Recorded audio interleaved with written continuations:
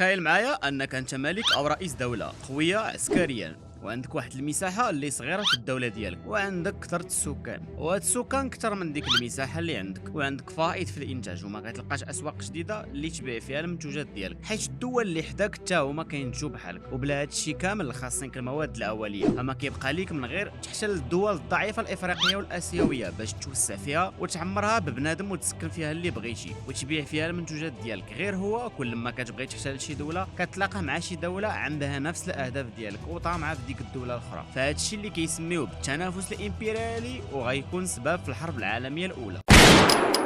ابراهيم كالعاده غنجاوبوا على الاسئله اللي في الدرس، فشنا هي مظاهر التنافس الامبريالي خلال القرن 19 وما طلع القرن 20، وشنا هما الاساليب والوسائل اللي في التنافس الامبريالي، وشنا هما الازمات الدوليه اللي نتجت على التنافس الامبريالي. نبداو بمظاهر التنافس الامبريالي. فاهم مناطق التنافس الامبريالي يعني المناطق اللي باغا الدول الكبرى تستعمرها، والدول الكبرى هما فرنسا، انجلترا، المانيا وايطاليا وروسيا. فبحال دول البلقان كانت طامعه فيها كل من الامبراطوريه العثمانيه وصربيا وروسيا. اما دول افريقيا فاللي كان طامع يستعمرهم هما المانيا والانجليز وفرنسا واسبانيا وبلجيكا والطليان. اما اللي كان طامع في المغرب بوحدها هو المانيا وانجلترا واسبانيا وفرنسا. افشكال كلشي باغي المغرب. هو عجا غدار ميدنا عجا غدارشن عجا غدارشن. دابا غنهضروا على الاساليب والوسائل اللي استعملوا في التنافس الامبريالي، وغنبداو بالتحالفات والاتفاقيات الاستعماريه. فبالنسبه للتحالفات دار التحالف الثلاثي 1873 اللي كان بين المانيا وروسيا والنمسا وهنغاريا، وكان الهدف ديالو يعزلوا فرنسا ويخفوا من التنافس الامبريالي اللي ما بين النمسا وروسيا على الممتلكات ديال الامبراطوريه العثمانيه. موراها غيجي التحالف السري بين المانيا والنمسا في 1879، كان الهدف ديالو الحمايه ديال المانيا من اي هجوم يقدر يجي من فرنسا. من بعدها غيجي التحالف الثلاثي اخر في 1882 فيه المانيا وايطاليا والنمسا وهنغاريا، عطات كل دوله العهد انها تحمي الاخرى لا تعرضت لشي هجوم. وهنا عاد غيجي تحالف خارج هاد الدول اللي ذكرت قبيله، وهو التحالف الفرنسي الروسي في 1892، واللي فيه ان فرنسا وروسيا يحميوا بعضياتهم من اي هجوم يجيهم من اعضاء التحالف الثلاثي. وموراها في 1907 غيجي الوفاق الثلاثي واللي فيه فرنسا وروسيا وبريطانيا، وكان الهدف ديالو كل دوله تحمي الاخرى من اي هجوم يجي من شي دوله، يعني راه داويين على التحالف بطبيعه الحال. شرا كتشوف هنا كل شيء راد البال وكل هذا العشير وحامي عليه، حيت كانوا متاكدين واش خاصهم غا شي شعيله وغتشبع.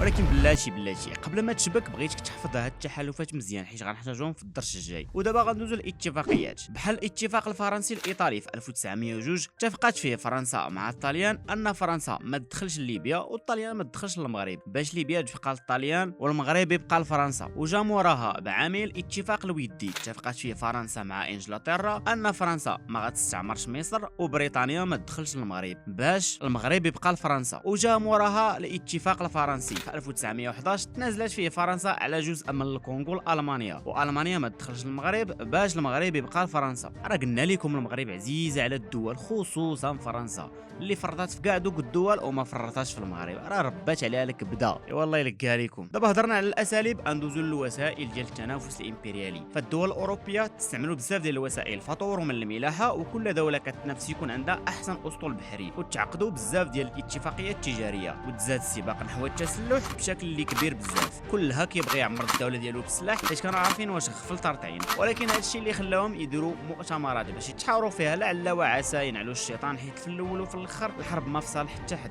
من بين هذه المؤتمرات مؤتمر برلين الاول واللي كان فيه يقسموا بعض اراضي الامبراطوريه العثمانيه على النمسا وروسيا، ومؤتمر برلين الثاني دار باش يسويوا الخلاف بين الدول الاوروبيه في افريقيا كلها يعطيو حقه بلا مشاكل وبلا صداع. ومؤتمر مدريد على المشكل ديال الحمايه الفرديه في المغرب، ومؤتمر الجزيره الخضراء واللي كانت فيه تسويه الخلاف بين الدول الاوروبيه على المغرب، وتعطات امتيازات بزاف لفرنسا واسبانيا على المغرب، من بينها يشكلوا شرطه الموانئ المغربيه. وهاد المؤتمرات كاملين كانت لصالح فرنسا وبريطانيا عكس المانيا وايطاليا، وهذا الشيء حتى هو كيخليه يكون من اسباب الحرب العالميه الاولى. دابا غندوزو للفقره الاخرانيه واللي هي الازمات اللي نتجات على التنافس الامبريالي. فكانوا ازمات وسط المغرب وخارج المغرب. نبداو بالازمات اللي في المغرب. الازمه المغربيه الاولى في 1905 فاش امبراطور المانيا غيوم الثاني مشى يزور طنجه واكد على وحده المغرب، زعما راه المغرب قاد على راسو ما كاينش لاش تستعمروه. وجا موراها مؤتمر الجزيره الخضراء اللي هضرنا عليه قبيله، اللي عطى امتيازات بزاف لفرنسا على المغرب، وهذا الشيء اللي غيخلي تبان الازمه المغربيه الثانيه وكتسمى حتى بازمه اكادير في 1911. فالمانيا ملي شافت فرنسا احتلات فاس وما تسوق لها حتى صيفطت بارجه حربيه وكتهدد باش تحتل اكادير، وتما فرنسا عطاتها حوض الكونغو باش تبرد السوق. ترى ديجا قلت لكم الترى ما كيتزاقلوش، فهادوك ازمات كانوا في المغرب. اما في اوروبا كانت ازمتي 1908 و 1911. فالنمسا في 1908 ضمات وزادت ليها اقليم البوسنه والهيرسك، وهذا الشيء ما عجبش الصربيا وحطمت احلام الصربيين وامالهم باش يديروا دوله يوغوسلافيا. ولكن صربيا غتنتقم منهم بالسبب المشهور والمباشر الحرب العالميه الاولى، واللي هو اغتيال ولي عهد النمسا من طرف طالب صربي. تنسى كلشي وما تنساش هذه الجمله الشهيره. والنمسا غتفرض شروط قاسيه على صربيا، وصربيا بطبيعه الحال ما غتقبل هاد الشروط. وهنا غتبدا الحرب العالميه الاولى